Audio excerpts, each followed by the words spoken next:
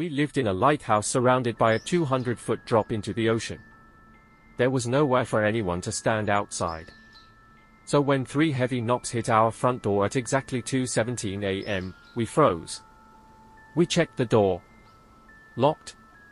We checked every window. Sealed. There was nowhere for anyone to hide outside. Then, on the 3rd night, the knocking came from the other side, and we were standing on that side of the door. I'd taken the winter contract at Widow's Point Light with a woman named Nora. We were hired by a regional maritime historical trust to keep the automated light running through the winter gales and clear out the station before it was decommissioned for good. The trust paid triple the standard mainland rate for 6 months of isolation on a granite tooth off the Maine coast. But it wasn't just the contract money keeping us there. In the station's orientation file, the last keeper had left a note about a missing historical ledger hidden somewhere inside the tower, a record carrying an archive bounty if recovered intact. That ledger became our obsession from day one. When those first 3 knocks rattled the heavy oak entryway on night 1, we blamed the storm. 200 feet below, black waves were tearing themselves to pieces against the cliff face, spraying freezing salt water all the way up to the lantern room glass. Nora figured a piece of storm-thrown driftwood had caught an updraft and struck the door jamb.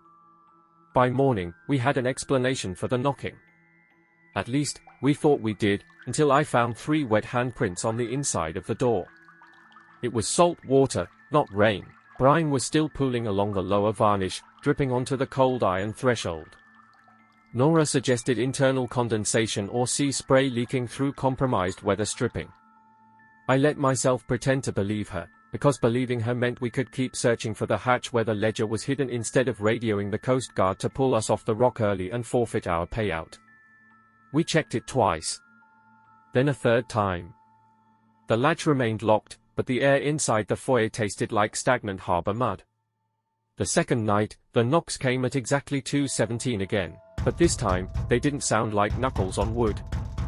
They sounded like bare bone hitting solid metal. The impact echoed up through the iron central column, vibrating straight into the soles of our boots in the 2nd floor galley. Nora froze, her mug resting halfway to her lips. Neither of us spoke the word we were both thinking.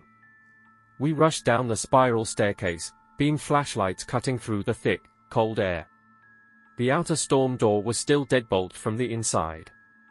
The heavy brass latch hadn't budged. Outside, there was only 200 feet of empty air and violent water pounding the granite base. Later that night, while searching behind the generator housing for the hidden cavity, we found a torn page from the station's original logbook tucked under a tool tray. It explicitly referenced the hidden ledger and marked the hatch location, but the bottom half was ripped away. Someone had deliberately torn it to hide what came after. The 3rd night, we stood by the front door, waiting for the sound. But at 2:17 a.m., the knocking didn't come from the door. It came from the wall right next to my head. I didn't move. Nora backed up 2 steps, her flashlight beam shaking against the wall. The masonry was 18 inches of solid granite, laid down in 1889. Nothing lived inside 18 inches of dry stone. Nothing could knock against it from within, 3 times, in that same unhurried, deliberate rhythm. Dust popped out of the mortar joints, falling over my collar like dry grey ash. We had less than a minute before 2:17 became 2:18, and somewhere in that minute, I realized we weren't leaving. It wasn't about the contract money anymore. The sound was moving. It was traveling upward through the granite itself, step by step, following the curve of the tower. The sound wasn't trying to get in. It was trying to get out. We followed the sound upstairs, 1 floor at a time. And when we reached the lantern room, the knocking came from directly beneath our feet. The lantern room formed the glass crown of the tower, 90 feet above the waves. There was no room beneath its iron floor plating except the airspace above the spiral stairs we'd just climbed. Nora pressed her palm flat against the vibrating iron floor. Neither of us breathed. The primary optic rotated above us, casting long, blinding sweeps of white light through the dark every 6 seconds. Then something knocked once, from somewhere we hadn't checked. We returned to the ground level and forced the rusted hatch behind the generator housing open using a steel pry bar. The metal groaned, flaking red rust over our hands. Inside the narrow wall cavity lay the missing ledger, bound in cracked black leather. But it wasn't a record of antique equipment or forgotten supplies. It was a formal staffing ledger, maintained continuously for over a century, listing keeper watch assignments night after night. At first, we thought we were reading history. Then we reached the final pages. They were dated for the exact 6-month window of our current contract, updated in fresh, drying ink. At 2:15 a.m., we stood beside the front door and waited for it to happen again. This time, we were ready. What we weren't ready for was hearing the first knock from behind us. We turned together. The narrow hallway behind us was completely empty. The entire lighthouse went silent. The heavy diesel generator in the basement cut out mid-stroke, taking the hum of the electrical grid with it and plunging the tower into pitch darkness. Then we heard it.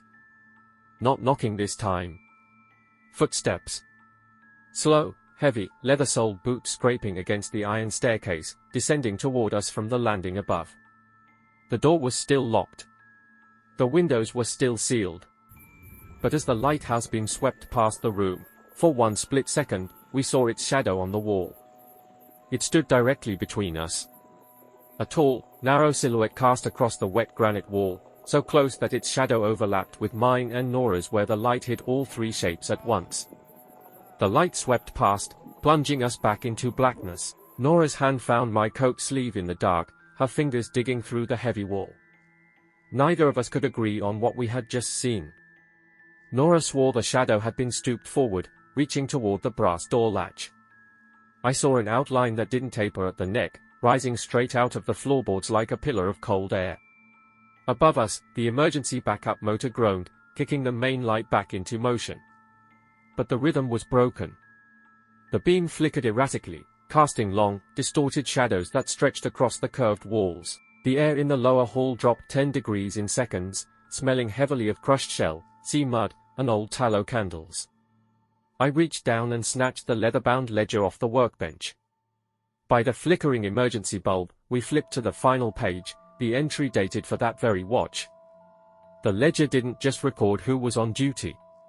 It recorded how many people were inside the lighthouse at 2:17 a.m. We stayed on that rock for 3 more days until the Coast Guard tender finally cut through the fog to pick us up. We never finished the inventory. We never mentioned the hatch, the salt prints, or the shadow to the trust officers when we boarded the boat. I still have a photograph of that final ledger page on my phone. Listed under the watch assignment for our last night were 3 lines. Nora's full name. My full name. And beneath them, Station Keeper Number 3. The handwriting was the same faded script used throughout the ledger, going all the way back to 1889. Under the 3 names, the original head keeper had written one final sentence: "The rock requires 3 to hold the light, whether the trust hires them or not." We were hired for 6 months. The lighthouse had already counted us before we ever arrived. We stood on the edge of a crumbling ocean cliff at 2 in the morning, looking down into a freshly dug grave. The soil was damp, smelling of ancient salt and rotting kelp, and my stomach folded in on itself when I saw why. It was the headstone sitting at the lip of the pit. The granite was newly carved, rough around the edges, and clearly spelled out 2 names. My full name, my friend Marcus's full name, and carved directly underneath them was tomorrow's date. Before either of us could even breathe, we heard it. Slow, heavy footsteps crunching over the wet gravel path directly behind us. We spun around, sweeping our heavy searchlights through the dark fog. But there was nothing there, just row after row of weathered 19th century tombstones leaning toward the Atlantic Ocean. The moment our lights stopped moving, the footsteps started again, closer this time, right on the other side of the nearest monument.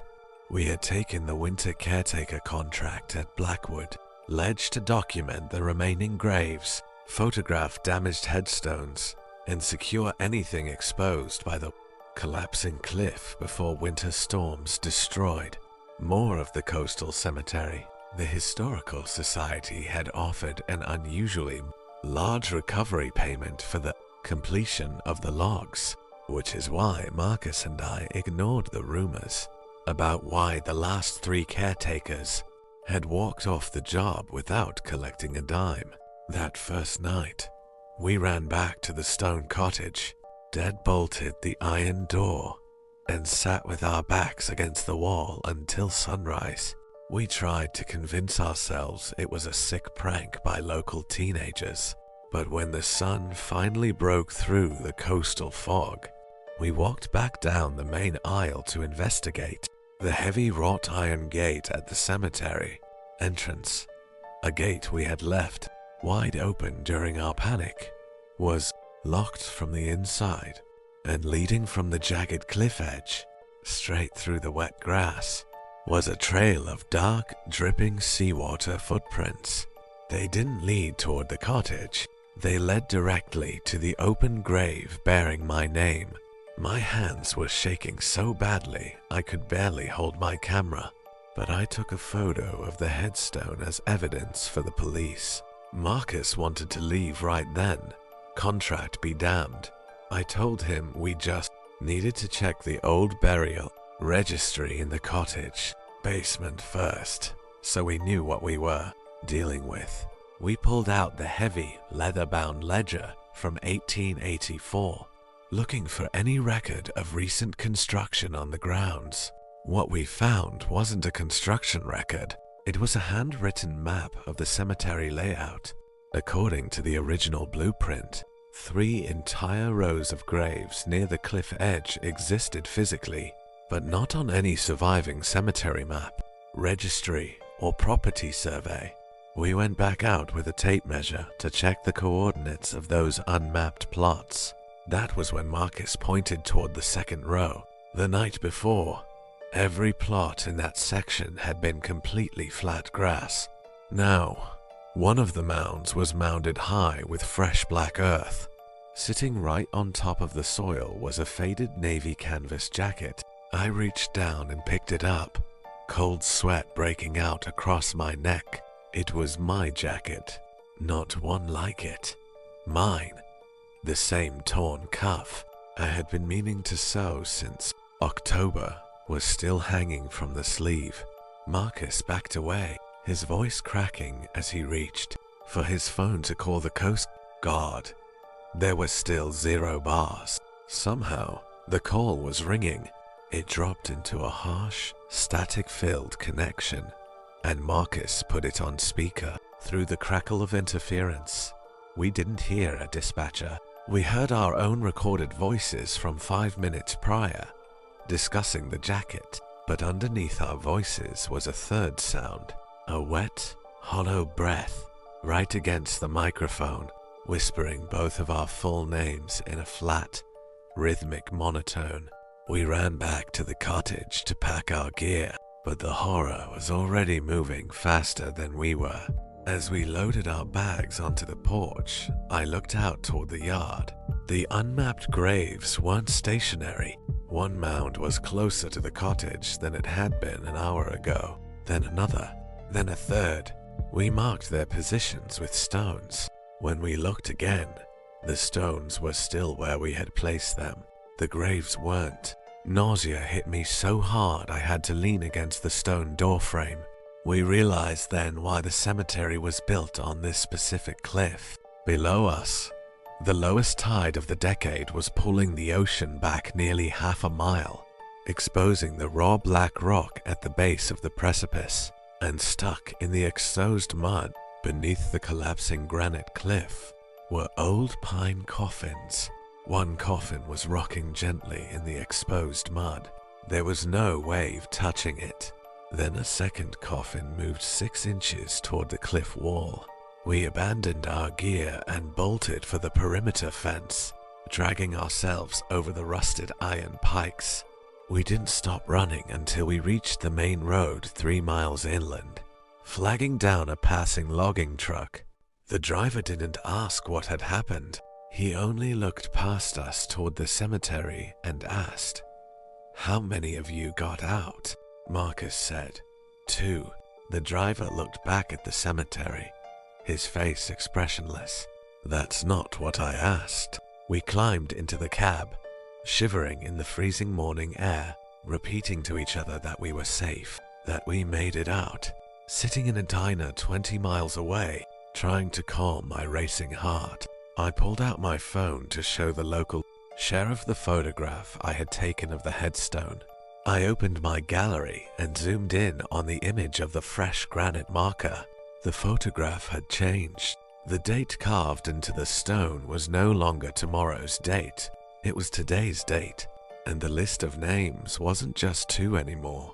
Below Marcus's name and my name, a third line of text had appeared in fresh, jagged lettering. It was the name of the logging truck driver who had just picked us up on the highway. I turned around slowly in the diner booth. The driver was standing right behind us near the door, his eyes wide, staring at us with a blank, unblinking intensity, completely motionless. 3 weeks later, safe in a different state, I received a certified envelope in the mail with no return address. Inside was a single printed photograph, sent from an automated trail camera the Historical Society had once mounted near the cemetery gate for insurance purposes. One Marcus and I had never known existed. It showed the cemetery under a bright, clear sun. The ocean was calm. The caretaker cottage sat locked tight, exactly as we'd left it. But at the edge of the frame, half cropped by the camera's angle, stood 3 figures with their backs to the lens, facing the fresh graves. One was wearing a faded navy canvas jacket with a torn cuff hanging loose from the sleeve. I have never been able to explain how a coat I was still wearing when the envelope arrived could also be standing in a photograph taken somewhere I never went back to. The radio on the old wooden desk crackled to life, broadcasting a distress call in my own voice, detailing exactly where I was standing, word for word, 3 minutes before I actually spoke. We had been stranded on an uncharted patch of gray granite in the middle of the Atlantic for less than 2 hours, but the emergency transmitter wasn't repeating a recording. It was describing our breathing, our panic, and the exact weight of the silence settling over the room. My name is Marcus. 4 of us, myself, my brother Caleb, and our friends Sarah and Dave, had set out from coastal Maine for a weekend fishing trip. A wall of dense sulfurous fog rolled in off the Gulf, choking our engine until it died with a cough of gray smoke. For hours, we drifted blindly until our hull scraped against a jagged shelf of wet rock. We thought we had found salvation. We thought it was just an abandoned Coast Guard weather post. We climbed onto the slick black stone, dragging our dinghy above the tide line, surrounded by towering walls of jagged pine and dead silence. There was no cell service, but our GPS didn't just lose signal. It flatlined entirely, rendering our coordinates as a blank grid of empty blue ocean. Right at the tree line, a weathered Cedar Ranger station stood with its front door unlocked, as if it had been expecting us. We stepped inside out of the freezing mist. That was when Caleb pointed out the bunks. Exactly 4 iron cots lined the narrow wall. Not 3, not 5. Exactly 4. On the wooden table beneath a sputtering gas lantern sat 4 metal ration cans with their pull tabs already popped open. The canned stew inside, completely fresh. Not a single speck of dust on the rims. Dave laughed nervously and walked over to the radio console in the corner to try and raise the mainland. That's when the radio began broadcasting my voice back to us. Position confirmed. The speaker grated, matching the cadence of my speech. Precisely as I asked Caleb about his phone battery. 4 subjects ashore, all accounted for. The tally is complete. Curiosity and sheer terror drove us outward to search the perimeter before night swallowed the island. Behind the station, half submerged in damp ferns. We found a rusted metal footlocker half buried in the mud. Inside were rotting canvas packs, waterlogged wallets, and fading Polaroid photographs belonging to 4 commercial fishermen who had vanished out of Rockland, Maine, back in 1984. But as I flipped through the damp photos, my stomach dropped. Every picture showed the 3 fishermen standing on this exact beach, plus a 4th, shadowy silhouette standing just behind them. Before we could process this, Dave pointed toward the tree line. Standing 50 feet away in the dusk was a small wooden skiff pulled up onto the rocks. There was nobody in it, yet as we watched, the oars lifted on their own, dipping into the black water as the empty boat began to row itself backward into the fog, disappearing without a ripple. We retreated inside the cabin, bolting the heavy oak door and shoving a wooden dresser against the latch. Every few minutes, a heavy thud echoed against the exterior walls, as if someone or something was casually walking the perimeter, testing every window pane with a single deliberate knuckle. Around midnight, Sarah stood up to use the small washroom in the back hall. 20 minutes passed. We forced the washroom door open, and the breath left my lungs. The window was latched tight from the inside. There was no second exit. Sarah was simply gone, leaving behind only her jacket draped neatly over the porcelain sink. Desperate, Caleb ran back to the radio console. The radio clicked on automatically, emitting a low, rhythmic static. And then, riding beneath the white noise, came Sarah's voice. "Don't look for me," she whispered, her tone entirely flat, devoid of fear. "Don't open the door." The 4th spot was never empty. It was just waiting for someone to sit down. We didn't wait for morning. We broke a side window, scrambled out into the freezing mud, and ran blindly through the pitch-black forest toward the eastern shore. We broke through into a hidden clearing where the moonlight cut sharply through the mist. There, arrayed in a neat semicircle facing the crashing Atlantic, were 4 freshly dug holes in the dark earth. 3 of them already held rusted personal belongings. A fisherman's cap from the 1984 photos, a tattered jacket, and Sarah's silver bracelet glinting from the 3rd pit. The 4th hole sat directly in front of us, empty, open, waiting.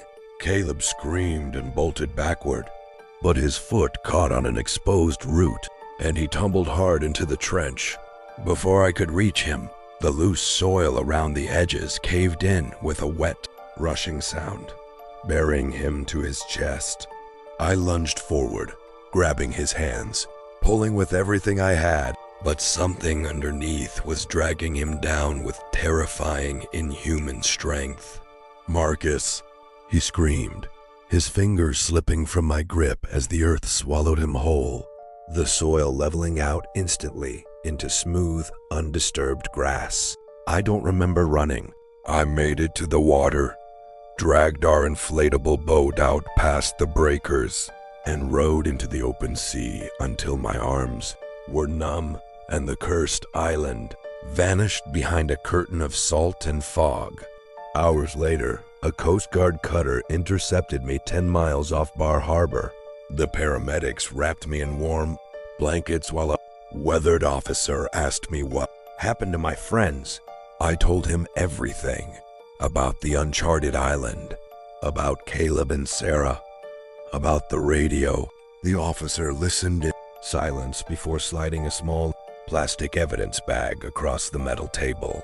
Inside was the waterproof pouch containing my wallet and my phone, which divers had recovered from the bottom of our drifting dinghy. "You were out there alone, son," the officer said quietly. "Your boat's engine was fouled with salt, but your GPS log shows you drifted in a straight line from the mainland. We searched every square mile of that grid. There's no island out there." My hand shook as I pulled my phone out, The screen lit up automatically to display a notification from my gallery. A new image had just been saved. It was a selfie I didn't remember taking, captured by the automated trail camera, mounted above the ranger station door while we were still inside.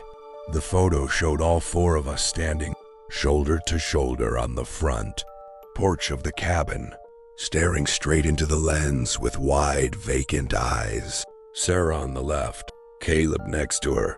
I was standing in the third spot, and standing directly beside me, with an arm resting casually around my shoulder in the freezing mist, was a fourth person, someone wearing my winter jacket, looking directly into the camera with a face that I recognized instantly as my own. The officer hadn't moved. He was still looking at the bag, not at my phone, which meant he hadn't seen what I was staring at. I turned the screen toward him anyway, my hand shaking too hard. By the time he leaned in to look, the fourth figure was gone from the frame. Just three of us on that porch now, exactly the way a search report would expect it to read. I kept the photo. I still check it some nights, and most nights it stays at 3. Not every night.